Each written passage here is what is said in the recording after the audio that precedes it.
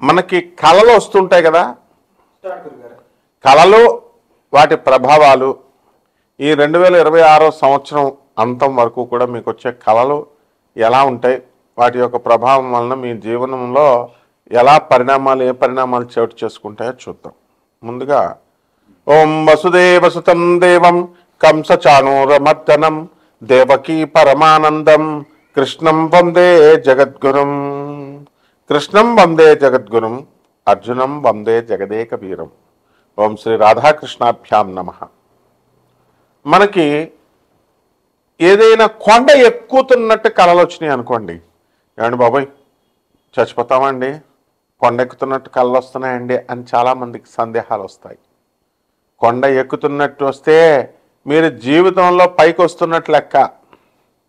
ఏమండి నీళ్ళు వచ్చినాయండి కళ్ళలోకి, ఏమండి నీళ్ళు వస్తే అందులో తెల్లగా నీళ్ళు ఉన్నాయనుకోండి, బురద నీళ్ళు కాకుండా మీ యొక్క సమస్యలన్నీ కూడా పరిష్కారం అయిపోతున్నాయి అని అర్థం. అలాగే బురద నీళ్ళుంటే కష్టాల్లో కూరుకుపోతున్నారు అని వస్తాయి. చాలామందికి చూడండి, దేవలోకంలోనో ఏదో ఒక లోకంలో ఉన్నటువంటి మహాకాళి గుడి, కనకదుర్గాదేవి గుడి ఇది కల్లోకి వస్తున్నాయండి అని చెప్పి చాలామంది శిష్యులు నాకు చెప్తూ ఉండేవారు.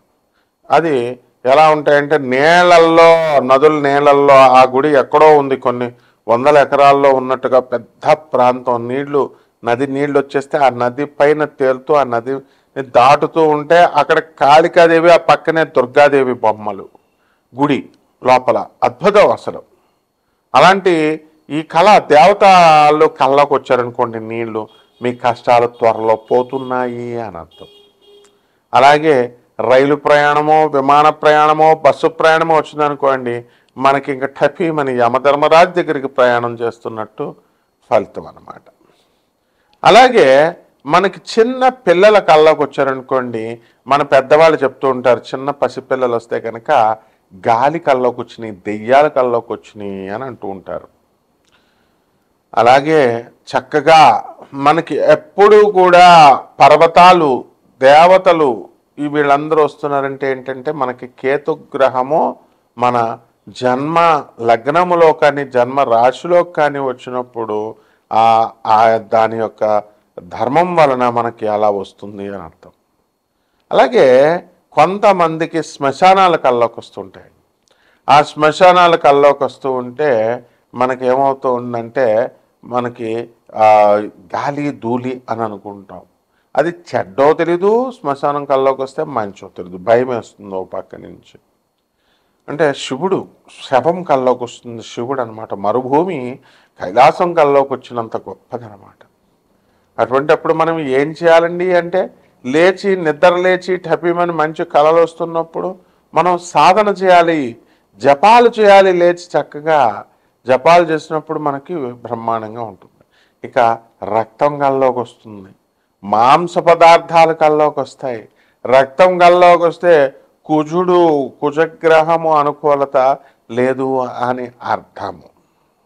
ఇక ఏదన్నా ఎవరినన్నా మర్డర్ చేసేసినట్టు కానీ, లేకపోతే చేపల్ని కోళ్ళని కోసేసినట్టు కానీ, మేకల్ని వీటిని ఇవన్నీ కూడా మన కల్లోకి వస్తే కనుక త్వరలో మనకి యాక్సిడెంట్లు జరగబోతున్నాయి, లేకపోతే కొన్ని అప్పుల బాధలు జరగబోతున్నాయి అని అర్థం అన్నమాట. అదేవిధంగా మనకి ఇంకా కళ్ళకి ఏమొస్తాయి, వ్యాపారం చేస్తున్నట్టో, షాపుల్లో కూర్చున్నట్టో, ఇలా మనకి అది ఉంటే యావరేజ్గా వీళ్ళు బిజినెస్ చేస్తున్నారు అని కళ్ళలోకి మనకి వచ్చినట్టు. అలాగే స్త్రీలతో రమిస్తున్నట్టు కళ్ళలోకి వస్తాయి. ఆ రమించడం అనేటటువంటి కళ చాలా మంచి కళ అన్నమాట.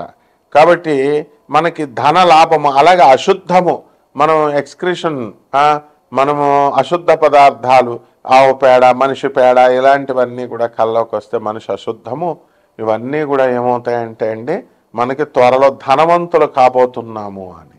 అలాగే చేపల కళ్ళలోకి వచ్చినాయి అనుకోండి, చేపల కళ్ళలోకి వస్తే ఆ చేపల త్వరలో మనకి కష్టాలు ఈదుతున్నాము అని అర్థం. పాముల కళ్ళలోకి వస్తాయి, పాముల కళ్ళలోకి వచ్చినప్పుడు దేవతా జాతి సర్పాలు కనుక మనకి కళ్ళలోకి కనుక వచ్చినట్లయితే మనకు తప్పకుండా మనకి కష్టాల నుంచి మనం విముక్తులవుతున్నాము అని అర్థం. అయితే పాము మామూలు ఆర్డినరీ పాము కనుక కల్లోకి వస్తే ఒక దెయ్యము కల్లోకి వచ్చినట్టు, గాలి స్పిరిట్ కల్లోకి వచ్చినట్టు. కానీ అదే మనకి కాటు వేసినట్లయితే తప్పకుండా అది మనల్ని మంచి జరగబోతుంది త్వరలో అని అర్థం. ఈ విధంగా 12 రాశుల వారికి అందరికీ కూడా 12 రాశుల వారికి ఈ నవంబర్ నెల 2025 సంవత్సరం నుంచి డిసెంబర్ 31, 2026 సంవత్సరం వరకు జరిగేటటువంటి పరిణామాలు ఏ విధంగా ఉంటాయి, కలర్ రూపంలో మీకు జాతకం ఎలా ఉండబోతోంది, ఇవన్నీ కూడా మనం చెప్పడం జరుగుతుంది. మనం వరల్డ్ నెంబర్ 1 ఆస్ట్రాలజర్ కాబట్టి మన యొక్క ఫోన్ నెంబర్ కొట్టగానే మన పేరు కొట్టగానే గూగుల్లో వేరే వాళ్ళు దొంగ జ్యోతిష సెంటర్లో పెట్టుకుంటున్నారు, దొంగ వెధవలు కొంతమంది వాళ్ళ ఫోన్ నెంబర్లు పెట్టుకుంటున్నారు. ఈ విధంగా ఉన్నారు కాబట్టి ఎట్టి పరిస్థితుల్లో మీరు మన అమెరికా నెంబర్కి మీరు కాల్ చేయండి. మన కార్పొరేట్ ఆఫీస్, యుఎస్ ఆఫీస్, మన గురుదేవులైనటువంటి ప్రభాత్ రంజన్ సర్కార్ గారు బాబా క్వార్టర్స్ అది. తర్వాత ఆల్ ఇండియాలో మొత్తం 300 బ్రాంచీలు, 600 సెంటర్లలో 200 దేశాల పైగా ఉన్నటువంటి ఆనంద్ మార్గ ఆశ్రమం బాబా క్వార్టర్స్ అది. దాని గురుదేవుల యొక్క అనుగ్రహము మనకి ఉంది కాబట్టి మీ అందరికీ అది రావాలని చెప్పి నాసా రిపోర్ట్స్ను ఆధారంగా చేసుకొని, అలాగే మనము ఈ యొక్క టైమ్ లైన్ ఫ్యాక్చర్ అండ్ జీపీఎస్ సిస్టంతో ట్రాకింగ్ చేస్తూ మనము ఈ యొక్క జాతకాలు జీపీఎస్ సిస్టంతో జాతకాలు చెప్పడం జరిగింది. అండ్ డిఆర్డిఎల్లో ఉన్నటువంటి జీపీఎస్ సిస్టమ్ మీద వర్క్ చేస్తున్నటువంటి వాళ్ళందరూ కూడా వాళ్ళ ప్రమోషన్స్ కోసం నాతో సేమ్ ఆ యూనిట్లో ఉన్న వాళ్ళు ఎలా మీరు ట్రాక్ చేస్తారు, ఎలా ఏ విధంగా అంటే హైలీ లీగల్ అనమాట. దాని నుంచి నాసా రిపోర్ట్స్ నుంచి వాళ్ళు ఇచ్చేటటువంటి రిపోర్ట్స్ని బట్టి ఆధారంగా వెలాసిటీ ఆఫ్ ద ప్లానెట్స్ ఇలాంటివన్నీ, కొన్ని టెక్నికల్ ఫ్యాక్టర్స్, యాంగులర్ మొమెంటమ్ ఇలాంటివన్నీ, లీనియర్ మొమెంటమ్ ఇలాంటివన్నీ కూడా మనం తీసుకుని మనం చెప్పడం జరుగుతుంది. మోడర్న్ సైన్స్ని, ఏన్షియంట్ ఆస్ట్రాలజీని, పూర్వీకులు ఇచ్చినటువంటి జ్యోతిష శాస్త్రాన్ని మిళితం చేసి చెప్పాల్సి వస్తుంది. అద్భుతమైనటువంటి జ్యోతిష విశ్లేషణది. మేము నాన్ కమర్షియల్ ఆస్పెక్ట్తో ఈ జాతకాలు అనేటటువంటివి చెప్పడం జరుగుతోంది.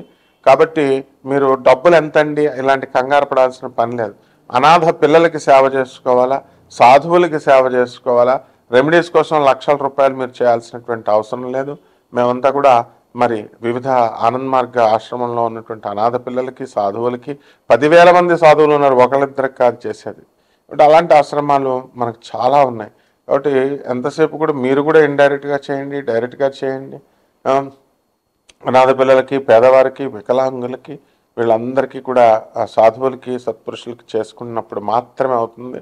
మీరందరూ కూడా గోల్డ్ ఎక్కువగా దొరుకుతుందని చెప్పి, ఎక్కువ రేట్లకు దొరుకుతుంది అని చెప్పి వాళ్ళకి ఇచ్చుకోవడం, గర్ల్ ఫ్రెండ్స్కి ఇచ్చుకోవడం డబ్బులు, ఆ తర్వాత ఈ యొక్క స్టాక్ ఎక్స్చేంజ్లో మనం పెట్టుకొని లాస్ అయ్యాము, వీటన్నిటికంటే బెస్ట్ ఏంటంటే ఈ యొక్క హోమాలకు లక్షల రూపాయలు ఏమి ఖర్చు అక్కర్లేకుండా సింపుల్గా ఆనెస్ట్గా ఈ యొక్క మీరు అనాథ పిల్లలకి సేవ చేసుకోవడం, సాధువులకు సేవ చేసుకోవడం ద్వారా మనము ఈ కర్మల నుంచి తప్పించుకుంటే 12 రాశుల మీద ఈ కళల ప్రభావం ఏ విధంగా ఉంటుంది, దాని యొక్క ఫలితాలు ఎలా ఉంటాయో మనం తెలుసుకుందాం.